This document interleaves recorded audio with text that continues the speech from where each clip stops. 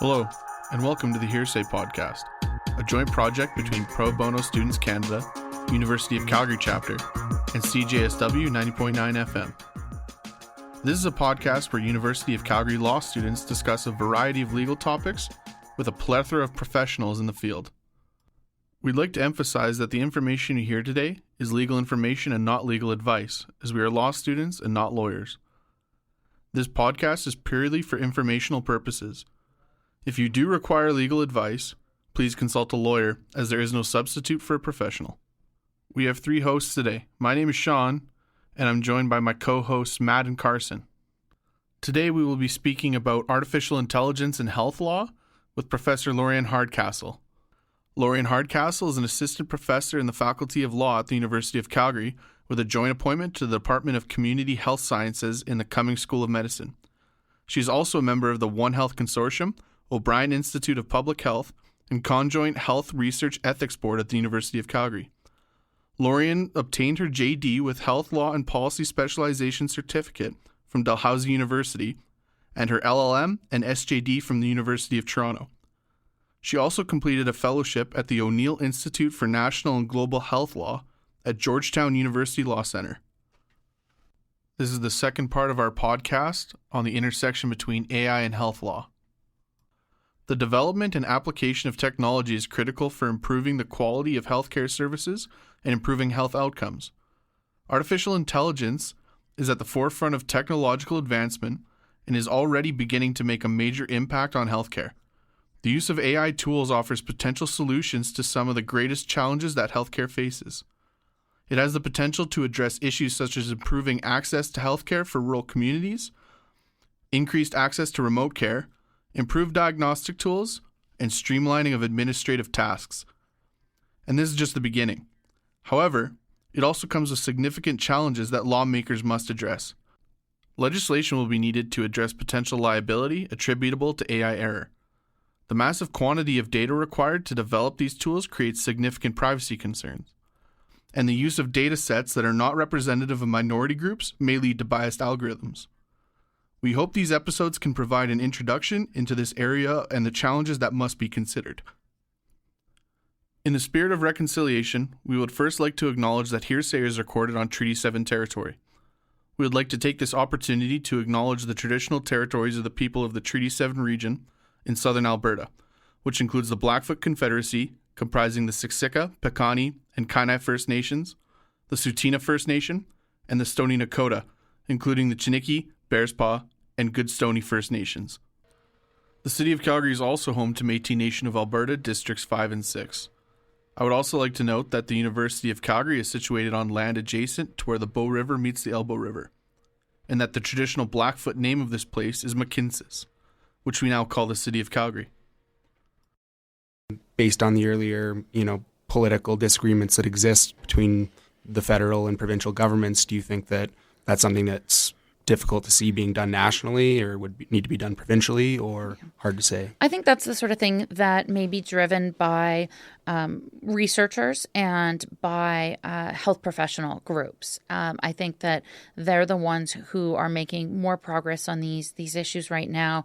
The medical profession has had a bit of a reckoning around some of these issues, and they are trying to make progress on these issues in a way that I think it's harder for policymakers too, because a lot of these issues arise just in the practice of medicine or as part of training, and so I think the profession is trying to address those issues where they really take root. And how are current privacy laws suited to handle the risks associated with vast amounts of data required to train algorithms? So do you see there being a risk of massive data breaches outweighing the benefits that could be derived from these tools? I think it's always a balance, and certainly there have been big data breaches in the health space, not specifically necessarily with AI, but just with the digitization of health information generally. There are tremendous benefits as we've moved away from paper records and towards electronic records. Of course, there are benefits in terms of quality of care, any physician or hospital can pull up a patient's record and have an idea of their medical history in a way that they didn't 20 years ago. Patients themselves can access their health information and take more of an ownership in their own health. So there are these tremendous benefits to the use of technology with respect to managing health information. But yeah, we have seen data breaches, several big ones in Canada and several others internationally. And so I think, we're reaching a point in time that we're starting to wonder if health information laws that were put in place several decades ago are sufficient to manage the challenges of health information now that everything is being digitized so rapidly. And the other thing, too, is not only is it being digitized, but we're seeing actors become involved in the health information space that weren't historically. So, for example, if you said health records to someone 30 years ago, they would assume the records in a doctor's office or the records held by a hospital, but now you have corporate actors becoming involved in this space and delivering services. So, you might think of the TELUS or the PC health apps. And so you have corporate actors getting involved in these spaces, and they're often governed by completely different pieces of legislation because they don't tend to be custodians under health information laws. So we have two different pieces of legislation applying. And then, of course, their interest in the information is very different. Your health professionals tend to just use your information to deliver health services to you and for purposes associated with that. But some of these corporate actors are using health data to market services to people. So it's being used very differently now. And, in that same vein, but not even on a data breach side of things, if a company is deciding to use these large models and this large set of data, and that's being used to screen people out due to their genetic composition, or a case I had recently read about in the States where there's a class action lawsuit from older patients who are claiming they were screened out essentially due to their age by this algorithm. Do you see things like that becoming an issue where people are, filtered out of care based on these algorithms? That could happen. I mean, of course, that's one of the benefits of a public healthcare system is that, everyone is in the same risk pool. And so when it comes to at least the public side of the healthcare system, there isn't that same ability to screen people out. But if you're talking about some of the privately delivered services or insurers, that's long been thought to be a risk. And Canada does have legislation that addresses genetic discrimination. But as it's federal legislation, it only applies to certain contexts. And the Canada Health Act only protects medically necessary hospital and physician services. So as a follow-up to that, are AI-assisted medical services likely to qualify as medically necessary? And if they do not, will they only be available to those who have the means to pay for them? And will they only be available in major, urban centers where they have the funding and infrastructure to support them? Or can this be negated by, like you said earlier, things like remote treatment providing additional access that wasn't there before? Yeah, so whether they attract funding depends on who's using them. So if a hospital adopts a technology or if a physician adopts a technology, then that certainly is conceivable that it would be part of the insured services they're delivering. So, for example, if they're using it to aid in diagnosing a patient, that's a service that they would already be reimbursed for. So a physician diagnosing you, seeing you are already reimbursable services. And so the technology may just be an add-on. But depending on the different applications we see of this technology, it may be only available to certain groups. And we're seeing that in other areas. So, for example, there are genetic tests that only certain patients can pay for because they're not funded. There are certain prenatal tests that only certain people are able to access. There are certain areas of treatments like reproductive services that a lot of which aren't funded. So there certainly is a disparity emerging where we have these new technologies that aren't necessarily being used specifically by doctors, but rather are add-ons, and only certain patients are able to access those services because some of them can be quite pricey. And are AI tools, among other technological advances, an answer to the problem of staffing shortages that we are seeing in healthcare settings? How could we see these tools being used most effectively without exacerbating any existing problems? And I think this relates to what you were talking about earlier with being able to remotely diagnose rural patients or extending services to remote areas and things like that. Yeah, so some of these tools may become tools that help divert staff to other things, or they're able to take the place of staff in certain areas, freeing them up to do certain things. But a lot of these tools are still in the research phase. But certainly there is that possibility that they could ease the pressure on health professionals to do other tasks. But then at the same time, the adoption of these tools, the uptake of these tools, training people in the use of these tools, all of that can have some upfront staffing costs. So we may see some loss of staffing hours at the beginning as staff are being trained in the use of these technologies or are researching their adoption, but then perhaps they may be used to find greater efficiencies in the future. Do you see an instance where the implementation of AI health services might be able to offset some of the burdens currently on family physicians and the inability of people to find family doctors?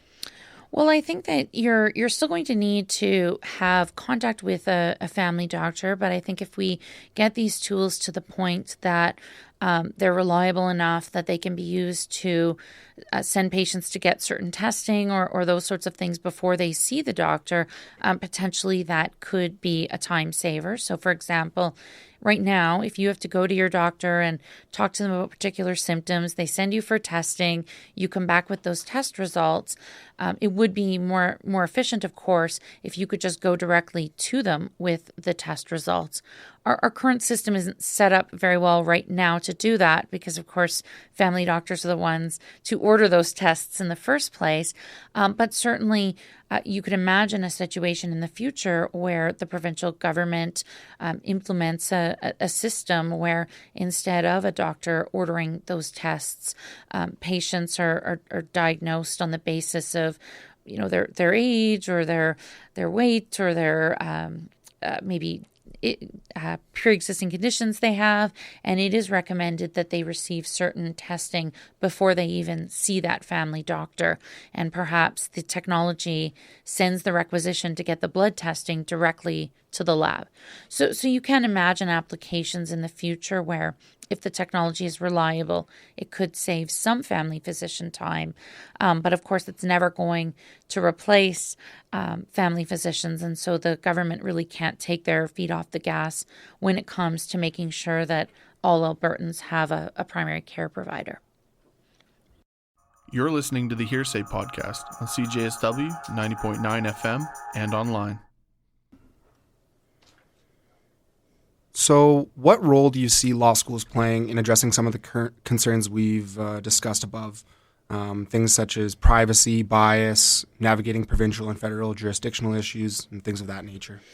Well, I think that it isn't just law schools. Of course, a lot of these issues are very interdisciplinary. And so I think that what we're seeing, especially around some of these new technology issues, are researchers from around campus coming together to try and have a meeting of the minds around, well, these are the new technologies, and what do you see as the legal issues arising from them, or the social issues, or the equity issues. And so there's a lot of really interesting interdisciplinary work happening in this field, where you have people that are actually working on these technologies, working with social scientists to understand some of the implications. And I think that post-secondary institutions play an important role with these technologies, because of course a lot of them are at that research stage rather than being in practice. And so if you have researchers over at the med school that are studying these technologies, then those relationships with people working in law or sociology or economics or those kinds of fields can certainly try to help ensure that those technologies are being studied in a way that takes into account some of the social and political and economic kinds of concerns. And it also helps set them up for being implemented in a way that tries to mitigate some of those concerns. And so if this is going to be a multidisciplinary approach with different faculties involved, do you think that, law schools now or in the future, or the medical faculty or the engineering faculty will, need to add things like mandatory or optional courses that allow students to learn about these issues before they're in the field full time?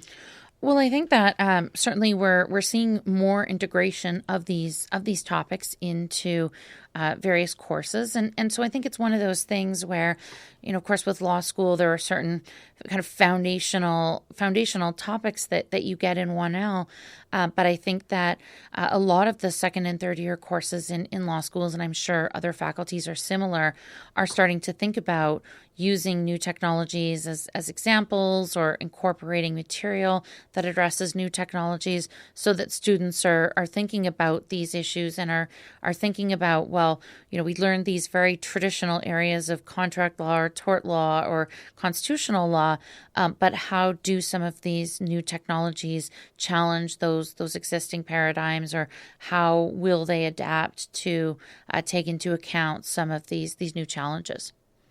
And so to me, I think I could see that looking like some of those upper year courses like you've suggested, where you have, a practitioner in that area of some kind coming in and sharing that with students. Is that something that you could maybe envision?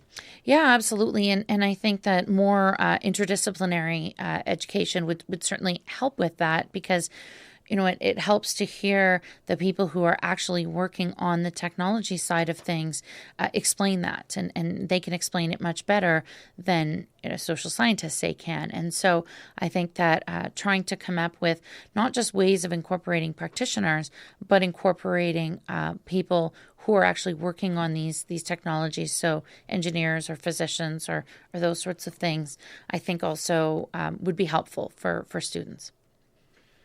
And I guess before we wrap with our last question, one question would be like, is there any topics that you think we haven't covered here today, or concerns you have, or things you're excited about in the field that you think we or the people should know about? Well, I think that to the extent that your listeners are primarily people involved in the law, I just think it's always going to be an ongoing challenge. There's always going to be new technologies, be it AI or any other kind of new technology, and lawyers always need to think about what are the potential implications of this technology. And I tend to think of the law in one of two ways. Sometimes the law can actually be the mechanism to help drive the adoption of technologies, and in particular drive their adoption in a way that's sensitive to legal concerns. But then on the flip side, sometimes law is sort of the problem, that there are technologies that we know are beneficial, and it's sort of regulatory hurdles that are dragging down its adoption or delaying its adoption. And so, we want to see law playing primarily that former role, where it's helping with the adoption of these technologies in a way that takes into account legal concerns, rather than creating unnecessary hurdles simply because something is unfamiliar and requires things to change. So allowing that development without fully stifling and not allowing any progress to move forward, I guess, is is a balancing act. Yeah, absolutely. And the final question I guess we would have for you would be, do you have any books, journal articles, blog posts, Twitter threads, or other sources you'd recommend to people who are interested in learning more about these topics? Feel free to plug any of your past, current work, or other people's work that you think listeners might be interested in.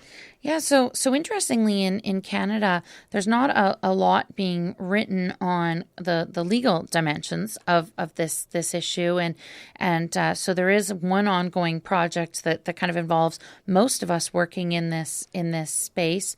The principal investigators on that project are Colleen Flood from now Queen's and Catherine Reggie from the University of Montreal, and I think Teresa Scassa from the University of Ottawa might also be one of the principal investigators, but a lot of us are co-investigators or collaborators on that study, and that project is really one of the first kind of comprehensive looks at AI in the health space from a legal perspective. Of course, the technology has been marching along for some time, but that's really one of the first projects that's looking at this from a legal perspective. And even in the U.S., where there is more written on this topic, a lot of the stuff that's being written is still pretty rudimentary. It's simply identifying the high-level concerns in this space. So it really is an area that's ripe for more research. So this plays into AI as well as just like the digitalization and the virtual nature of healthcare. Mm-hmm. So if I could go and seek medical advice from someone in a completely different jurisdiction, and we know that healthcare is very jurisdictional, will I have any sort of recourse if there's negligence? So say I receive an AI-based treatment from the US, am I going to be out of luck, or are we going to adopt ways for patients to have recourse in a setting like that? Yeah, so there certainly have been conversations around this issue within Canada, dating back to the 1990s and kind of the first appearances of the word telehealth in the literature. And so some jurisdictions have explicitly addressed that. Their colleges of physicians and surgeons have explicitly addressed this idea of, whatever province the patient is in, they should be able to complain to their provincial college of physicians and surgeons, and the physician, even if they practice ordinarily in another province, would be subject to discipline in the jurisdiction the patient lives in. So there's been some thinking around that with respect to the within Canada issue. But I think if you're receiving treatment from professionals outside of Canada, it does get trickier. It's not clear that their professional regulators would be willing to receive an out-of-jurisdiction complaint. They may, because, of course, their mandate is to protect the public. And so if they've engaged in a concerning practice with a Canadian patient, that should still concern their regulators. And then, of course, if you're thinking of tort liability, the usual kind of rules around conflict of laws and which is the appropriate jurisdiction to sue in would apply. And we haven't seen a lot of those cases in the health space, but certainly there are contract law cases around which jurisdiction did this happen in, or tort cases. And so those kinds of principles would have to be adapted. But yeah, and I think patients are already starting to use health services in other jurisdictions. Not so much physician services, but for example, some of the online counseling services delivered by therapists or even psychologists. There's a fair bit of interjurisdictional practice in that field, for example. And I think that does it for our questions. So first of all, just want to say thank you for taking the time, Professor Hardcastle, to have this discussion and share some of your knowledge in this field that's emerging and still the story's still unfolding here. Yeah, thank you for having me. Thank you. This concludes part 2 of our podcast on artificial intelligence and health law. Thank you, Professor Hardcastle, for taking the time to speak with us today. You're listening to the Hearsay podcast. We are proud to present you with legal information, but please remember that this is legal information, not legal advice. If you require legal advice, please consult a lawyer. The Hearsay podcast is a joint project between CJSW 90.9 FM and Pro Bono Students Canada, University of Calgary chapter. If you would like to hear more podcasts like this, the Hearsay Podcast can be found on Google Podcasts, Apple Music, Spotify, or wherever you get your podcasts. Thank you for listening, and we'll see you next time.